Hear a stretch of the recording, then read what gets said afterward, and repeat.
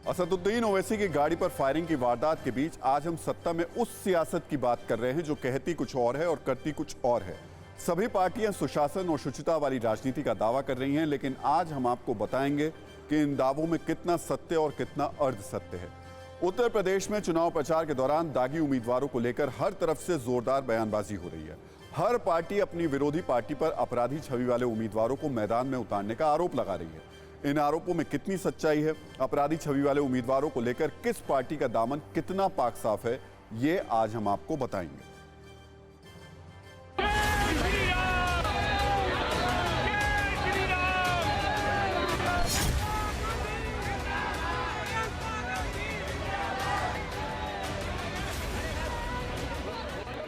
UP में सिर्फ 7 दिन बाद पहले चरण का चुनाव होना है। चुनाव प्रचार जोरों पर है। प्रचार के दौरान धर्म, जाति से लेकर किसान और कानून व्यवस्था तक के मुद्दे को उछाला जा रहा है, लेकिन सबसे बड़ा मुद्दा कानून व्यवस्था और साफ सुथरी छवि वाले उम्मीदवार हैं। पेशेवर हिस्ट्री शीटर को और अपराधियों को टिकट देना ये समाजवादी पार्टी और गठबंधन के चरित्र को उजागर कर देता है। इन पेशेवर अपराधी और माफियाओं को सत्ता में ला करके सत्ता को शोषण का प्रतीक बनाना, यही इनका सामाजिक न्याय है। कानून व्यवस्था को अपनी सरकार की सबसे बड़ी कामयाबी बताने वाली बीजेपी समाजवादी पार्टी पर सवाल उठा रही है। चुनाव प्रचार में बीजेपी के दिग्गज बार बार वोटर को ये याद दिला रहे हैं कि अगर सूबे में समाजवादी पार्टी की सरकार लौटी तो कानून का राज खत्म हो जाएगा। माफियाओं का राज रहा तो मोदी जी जो डिफेंस कॉरिडोर अलीगढ़ में लेकर आए हैं, जिसमें लाखों करोड़ का इन्वेस्टमेंट आना है, वो डिफेंस कॉरिडोर में कोई इंडस्ट्री लेकर नहीं आएगा। मित्रों, अगर माफियाओं का राज फिर से लाए, सपा का राज फिर से लाए, तो फिर से एक बार एक कल कारखाने जाने वाले हैं।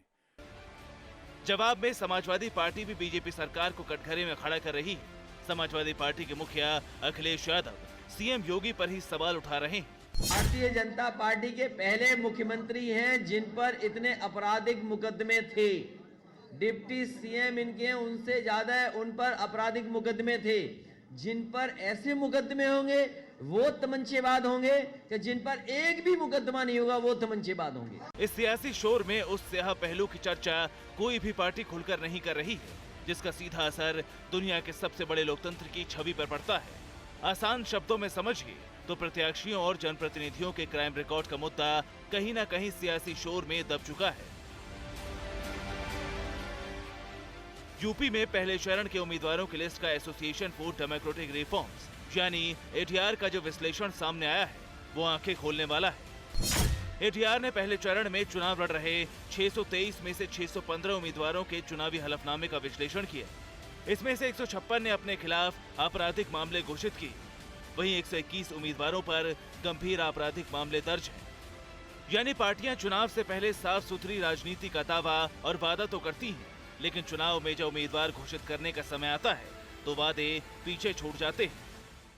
टोटल कैंडिडेट्स में से 25% हैं जिनके ऊपर क्रिमिनल केसेस हैं, और उसमें से 20% ऐसे हैं जिनके ऊपर सीरियस क्रिमिनल केसेस हैं। इनमें कुछ ऐसे भी हैं जैसे मर्डर के 6 कैंडिडेट्स हैं जिनके ऊपर केसेस हैं। सवाल ये है कि आखिर लोकतंत्र को मजबूत करने की बात करने वाली पार्टियों को उम्मीदवार तय करते वक्त ये ख्याल क्यों नहीं रहता कि लोकतंत्र की मजबूती के लिए सबसे जरूरी है सदन में साफ सुथरे नेता चुनकर पहुंचे, और इसके लिए जरूरी है कि पार्टियां साफ सुथरे उम्मीदवारों को टिकट दें। यूपी में विधानसभा चुनाव 2017 में बीजेपी ने कानून व्यवस्था को बड़ा मुद्दा बनाया था। आज भी चुनाव प्रचार के दौरान बीजेपी कानून व्यवस्था को अपनी सरकार की सबसे बड़ी उपलब्धि बताती है। इसीलिए सबसे जरूरी ये जानना है कि उत्तर प्रदेश में पहले चरण की 58 सीटों पर किस पार्टी के कितने उम्मीदवार दागी हैं और इसमें बीजेपी कहां है। बीजेपी के 29 उम्मीदवार दागी हैं, समाजवादी पार्टी के 21 उम्मीदवार दागी हैं, कांग्रेस के 21 उम्मीदवार दागी हैं, बीएसपी के 19 उम्मीदवार दागी हैं, राष्ट्रीय लोकदल के 17 उम्मीदवार दागी हैं, आम आदमी पार्टी के 8 उम्मीदवार दागी हैं। यानी पार्टी के तौर पर सबसे ज्यादा दागी उम्मीदवार बीजेपी ने मैदान में उतारे हैं। बीजेपी पर सवाल इसलिए उठ रहे हैं क्योंकि बीजेपी समाजवादी पार्टी और उसके सहयोगी दलों पर अपराधियों को संरक्षण देने का आरोप लगाती है। इसलिए अब विरोधी सवाल उठा रहे हैं, लेकिन हमें यहां एक चीज और ध्यान देनी होगी। इस एडीआर की रिपोर्ट में अगर समाजवादी पार्टी और आरएलडी जो कि साथ मिलकर चुनाव लड़ रहे हैं, उन दोनों के दागी उम्मीदवारों को मिला लिया जाए तो उनकी संख्या ज्यादा होती है। साफ सुथरी राजनीति की बात और चुनाव में जिताऊ उम्मीदवारों के नाम पर ऐसे लोगों को टिकट देना जो अपने बाहुबल की बदौलत जीत जाएं, ये राजनीतिक दलों का चुनावी मंत्र रहा है। राजनीतिक पार्टियां अपना बचाव करने के लिए ये कहती रही हैं कि अभी सिर्फ आरोप लगे हैं, जांच चल रही है, कोर्ट ने दोषी करार नहीं दिया है। इन बयानों के बीच ये सवाल जरूरी है कि अगर टिकट बंटवारे में ही शुचिता का ख्याल नहीं रखा गया तो आखिर सत्ता में आने के बाद सुशासन कैसे लाया जाएगा। हम यूपी की 58 सीटों पर चुनाव लड़ रहे पार्टियों के उन उम्मीदवारों की जानकारी भी आपको दे देते हैं जो खुद बता रहे हैं कि उनके ऊपर गंभीर मामले दर्ज हैं। बीजेपी के 22 उम्मीदवारों पर गंभीर मामले दर्ज हैं, समाजवादी पार्टी के 17 उम्मीदवारों पर गंभीर मामले दर्ज हैं, राष्ट्रीय लोकदल के 15 उम्मीदवारों पर गंभीर मामले दर्ज हैं, कांग्रेस के 11 उम्मीदवारों पर गंभीर मामले दर्ज हैं, बीएसपी के 16 ऐसे उम्मीदवार हैं जिन पर गंभीर मामले दर्ज हैं, आम आदमी पार्टी के 5 ऐसे उम्मीदवार हैं। ये आम आदमी के लिए, वोटर के लिए चिंता की बात इसलिए है क्योंकि इन उम्मीदवारों पर हत्या, रेप जैसे गंभीर आरोप लगे हैं। इन उम्मीदवारों को चुनाव मैदान में उतारने वाली सभी पार्टियां चुनाव से पहले लोकतंत्र को मजबूत करने की बात करती हैं, लेकिन जब चुनाव आते हैं तो खुद को मजबूत करने के लिए इन्हें दागियों की ही याद आती है। अपराधियों को टिकट और आम आदमी को साफ सुथरी राजनीति का वादा नेताओं और राजनीतिक दलों का पुराना शगल है। यह पहला चुनाव नहीं है जब साफ सुथरी राजनीति की बात हो रही है और उम्मीदवारों की लिस्ट में दागी भरे हुए हैं। आपको यूपी की मौजूदा विधानसभा की तस्वीर दिखाते हैं। 2017 में हुए विधानसभा चुनाव में यूपी की 403 सीटों में से 143 सीटों पर दागी उम्मीदवार जीते थे। यह आंकड़ा कुल विधायकों का 36% है। बीजेपी के 114 विधायक दागी थे, इनमें से 83 के खिलाफ गंभीर मामले थे। समाजवादी पार्टी के 14 विधायक दागी थे, इनमें से 11 के खिलाफ गंभीर मामले थे। बीएसपी के 5 विधायक दागी थे, इनमें से 4 के खिलाफ गंभीर मामले थे। अपना दल के 4 विधायक दागी थे, इनमें से 3 के खिलाफ गंभीर मामले थे। यानी 2017 में भी दागी विधायकों के मामले में बीजेपी सबसे आगे थी। 2017 के आंकड़े बताते हैं कि पार्टियां बेशक चुनाव में साफ सुथरी राजनीति का दावा करती हैं, लेकिन हर बार सियासी फायदे और जीत के लिए दागी उम्मीदवारों को ही मैदान में उतारती हैं। हालांकि 2017 के इस आंकड़े को हम देखें तो इसलिए बीजेपी के आंकड़े ज्यादा भी हैं क्योंकि बीजेपी के विधायक ज्यादा चुनकर पहुंचे थे। सवाल है कि आखिर सभी पार्टियां दागी नेताओं पर दांव क्यों लगाती हैं? क्यों आपराधिक छवि वाले नेताओं को टिकट देकर पार्टियां उन्हें चुनावी मैदान में उतारती हैं? इसका सटीक जवाब जानने के लिए साल 2014 के लोकसभा चुनाव का एक आंकड़ा आपको बताते हैं जो बेहद चौंकाने वाला है। एडीआर ने 2014 में जो चुनाव जीतने वाले उम्मीदवारों पर एक रिपोर्ट तैयार की।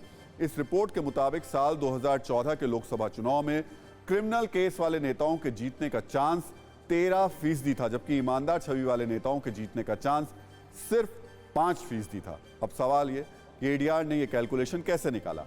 क्रिमिनल केस के साथ जीतने वाले उम्मीदवारों की संख्या और क्रिमिनल केस के साथ लड़ने वाले उम्मीदवारों की संख्या के आधार पर यह कैलकुलेशन किया गया। इसी तरह ईमानदार छवि के साथ जीतने वाले कुल उम्मीदवारों की संख्या और ईमानदार छवि के साथ लड़ने वाले कुल उम्मीदवारों की संख्या के आधार पर यह आंकड़ा निकाला गया।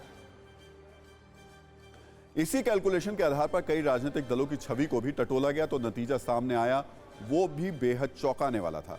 बीजेडी यानी बीजू जनता दल के आंकड़े को देखें तो साल 2014 लोकसभा चुनाव में जितने भी क्रिमिनल रिकॉर्ड वाले कैंडिडेट्स को टिकट दिया गया उनके जीतने के चांस 100% थे। वहीं ईमानदार छवि वाले उम्मीदवारों के जीतने के चांस सिर्फ 94% थे। एआईएडीएमके यानी जयललिता की पार्टी की बात करें तो आपराधिक छवि वाले उम्मीदवारों के जीतने के चांस 86% थे, जबकि ईमानदार छवि वाले उम्मीदवारों के जीतने के चांस 94% थे। टीआरएस यानी तेलंगाना राष्ट्र समिति की बात करें तो आपराधिक छवि वाले कैंडिडेट्स के जीतने के चांस 71% थे। ईमानदार छवि वाले उम्मीदवारों के जीतने के चांस 60% थे। बीजेपी की बात की जाए तो यहां भी हालात ऐसे ही रहे। आपराधिक छवि वाले उम्मीदवारों के जीतने के चांस 70% थे, जबकि ईमानदार छवि वाले उम्मीदवारों के जीतने के चांस सिर्फ 64% थे। लालू यादव की पार्टी आरजेडी का हाल तो और भी बुरा है। यहां आपराधिक छवि वालों के जीतने के चांस 21% थे, जबकि ईमानदार छवि के जीतने का जो प्रतिशत था वो 0, मतलब 1 भी नहीं। कोरोना धर्म नहीं देखता, जात नहीं देखता, अमीर गरीब ऊंच नीच नहीं देखता। कोरोना सिर्फ मौका देखता है, लेकिन आप उसे मौका मत दीजिए। बस इतना कीजिए, जब कभी दफ्तर से बाजार से घर लौटिए तो इतना ख्याल जरूर रखिए कहीं आपके साथ कोरोना आपके घर तो नहीं जा रहा। भूलिए मत, कोरोना अभी जिंदा है।